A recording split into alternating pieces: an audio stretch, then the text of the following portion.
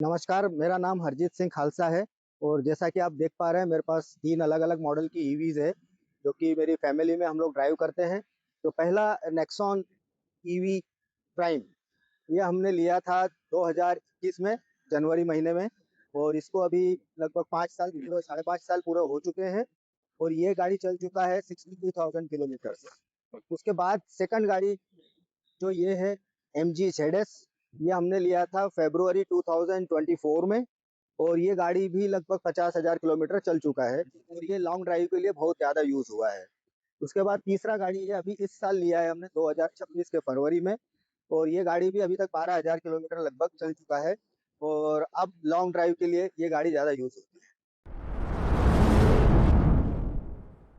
लेकिन आपके पास 3 ईवीज़ है और जैसे आप ऑफ कैमरा बता रहे थे आपके पास एक और ईवी भी है और आपके पास बहुत सारी टू व्हीलर्स भी है। तो बताइए ये ईवी के ऊपर आपका इतना अच्छा ट्रस्ट कैसे बन गया? स्टार्टिंग कैसे हुई इस जर्नी की? मैं 2016 में मैंने पहले सबसे पहले ईवी बाइक आया था, ईवी साइकिल, राइट, बैटरी वाला साइकिल, वो मैं अर्ली अडॉप्टर्स में से था।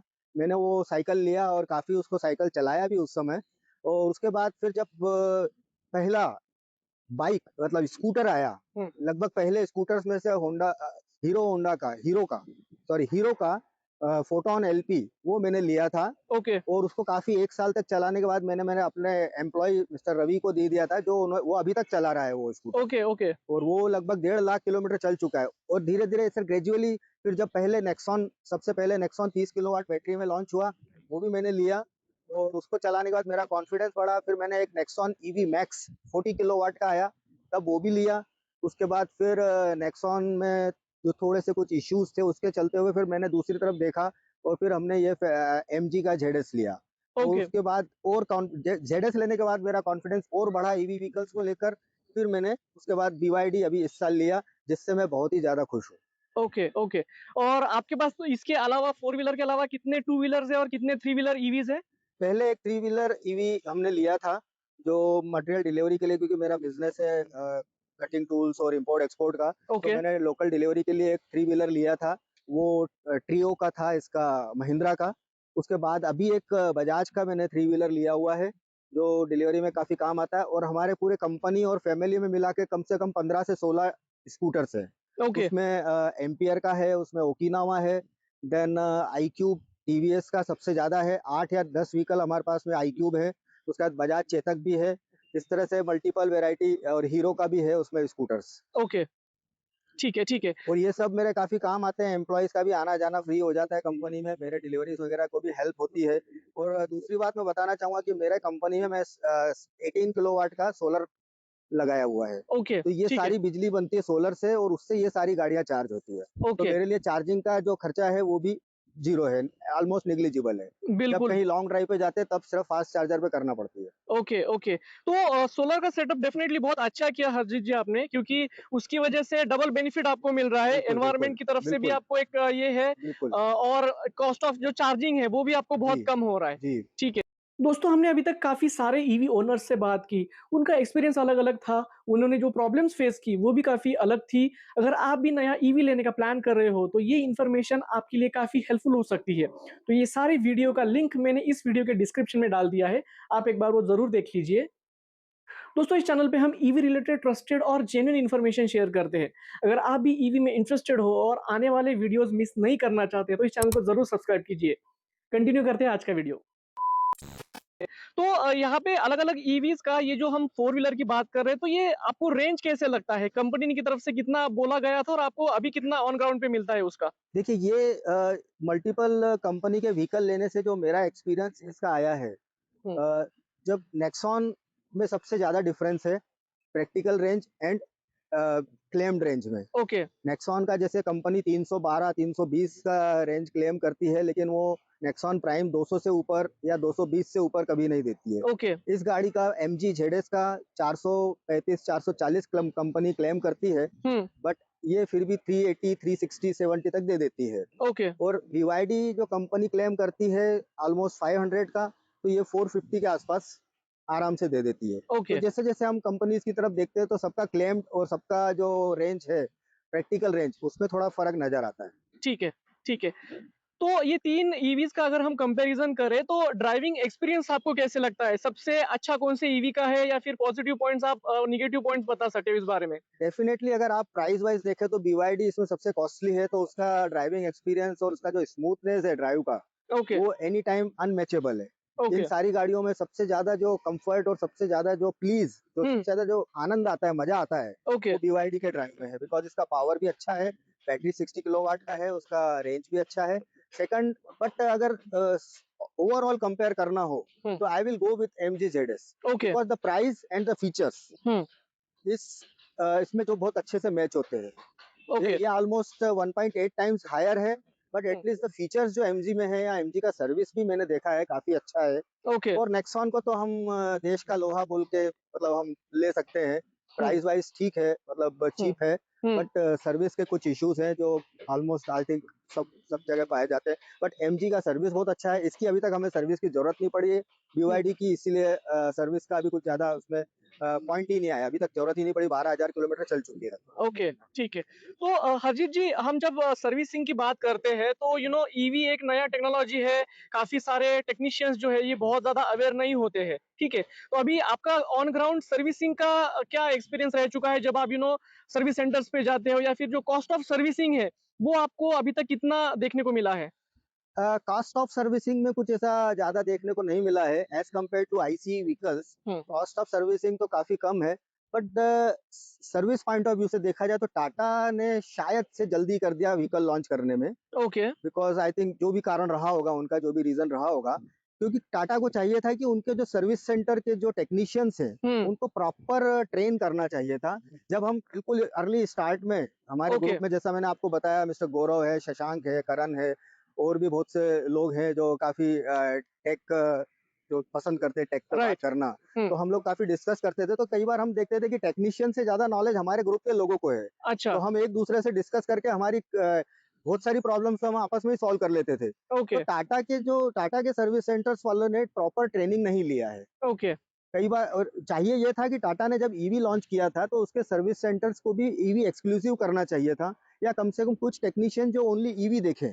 ओके, वही आईसीई के टेक्नीशियंस को उठा के उन्होंने ईवी में डाल दिया, तो उनकी थोड़ी-सी एक ये गड़बड़ हो गई। जहाँ ओके, तक एमजी का सवाल है, तो एमजी ने लगभग वही किया है जो मैं बोल रहा हूँ कि टाटा से एक्सपेक्ट कर रहा था। हुँ, तो एमजी के पास काफ़ी जो भी टेक्निकल प्रॉब्लम्स आती हैं, उनके आंसर्स रहते हैं। हुँ, और बीवाईडी जैसा मैंने बताया, अभी तक हमको सर्विस की ज़रूरत नहीं पड़ी है, जो नॉर्मल सर्विस हुई है 5,000 किलोमीटर पे, राइट, तो उसमें कोई इश्यू नहीं था, तो वो स्मूथ एकदम निकल गई।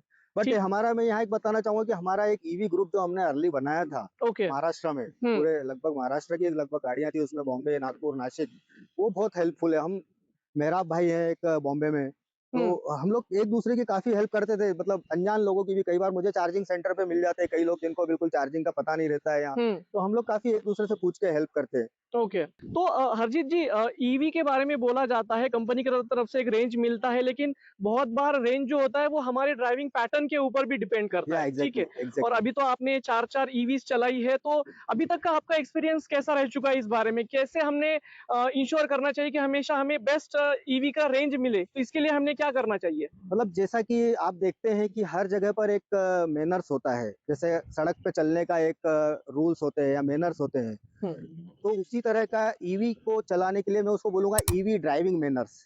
मतलब अगर आपको ईवी चलाना है, तो आपके पास कुछ चीज़ें ऐसी होना चाहिए जो आईसी कार ड्राइविंग से थोड़ी डिफरेंट होती है।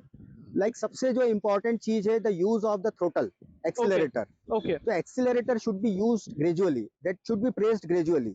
मतलब जो हम आईसी की आदत रहती है कि हम एकदम से उठा के एक्सेलरेटर प्रेस करते हैं, हुँ, तो वो नेचुरली हमारा एक्सेलरेटर एकदम तेज़ी से प्रेस करने में जो करंट फ्लो होता है बैटरी से मोटर की तरफ, वो राइट, बहुत ज़्यादा जाता है और हम आगे ही जाके उसको ब्रेक लगा देते हैं, तो वो करंट वेस्ट हो जाता है हमारा। हुँ, तो वो जो ग्रेजुअल पैटर्न है हुँ, एक्सेलरेटर प्रेस करने का, वो ईवी मैनर्स में कहलाता है। इसी तरह जैसे आपको स्पीड कम भी करनी है, तो आपको एक्सेलरेटर छोड़ के पहले स्पीड को कम करना है। राइट, प्लस दूसरा जो सबसे ज़्यादा जो रेंज ईटर है, हुँ, जो रेंज खा जाता है, that is AC, use of AC. Hmm, तो हुँ, एसी यूज़ में भी जो हमको चाहिए तो हमको ग्रेजुअल एसी यूज़ करना रहता है, कि ओके, एकदम गाड़ी बहुत ज़्यादा गर्म हो रही है और हमने उठा के एकदम फैन का स्पीड 6 कर दिया, एसी का टेम्परेचर हमने 16-18 कर दिया, तो hmm, that will not help.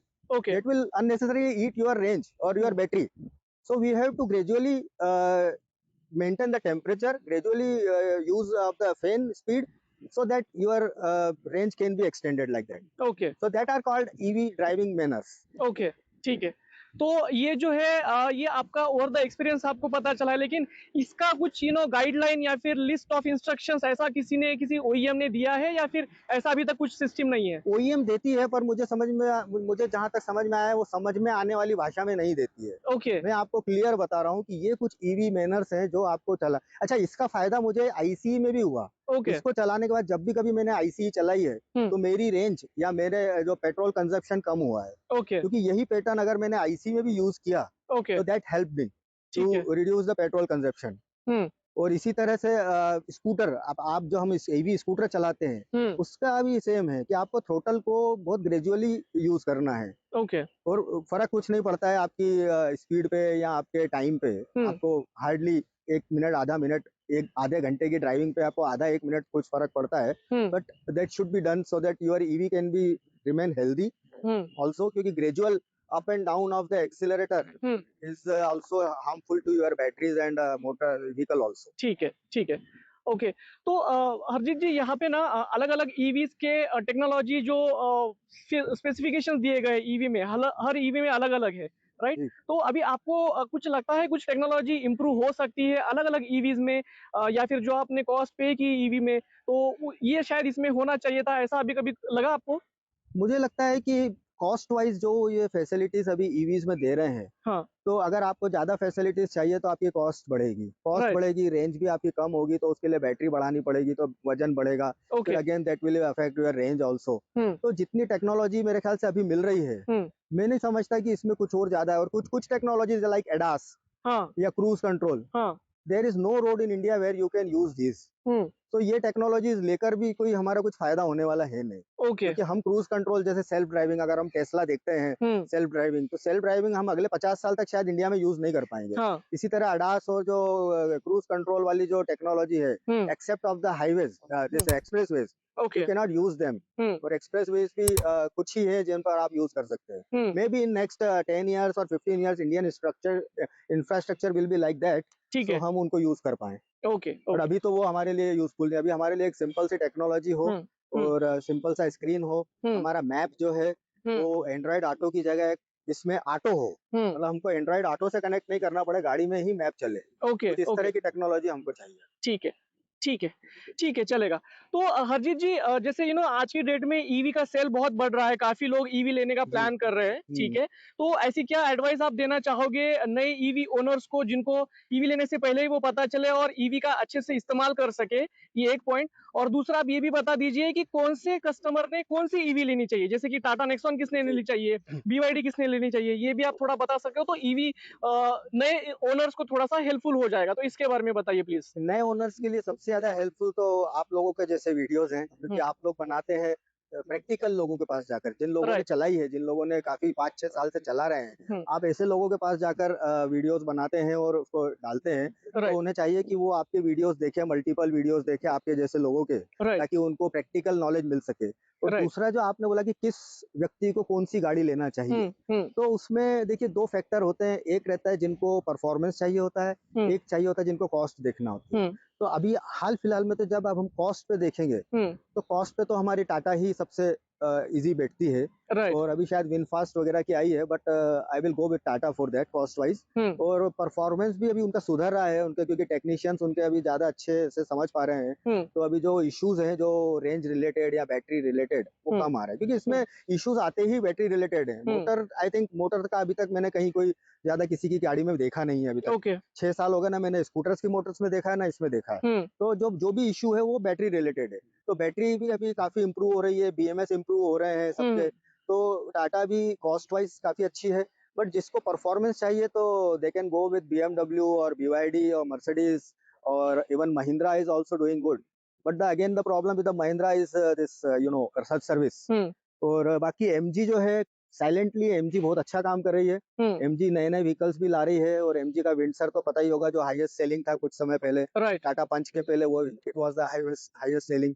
तो MG service point of view से भी अच्छी है हुँ, और कॉस्ट वाइज़ भी अच्छी है। हुँ, जिसका थोड़ा-सा बजट अच्छा है, हुँ, वो एमजी पे जा सकते हैं, और जिनका एकदम बजट है, जिनको परफॉर्मेंस और एकदम लग्जरी चाहिए, तो वो बीएमडब्ल्यू बीवाईडी की तरफ जा सकते ठीक है। हैं। और दूसरा एक है कि जिसको लॉन्ग रेंज जाना हो, हुँ, तो उनके लिए बीवाईडी इज द बेस्ट है।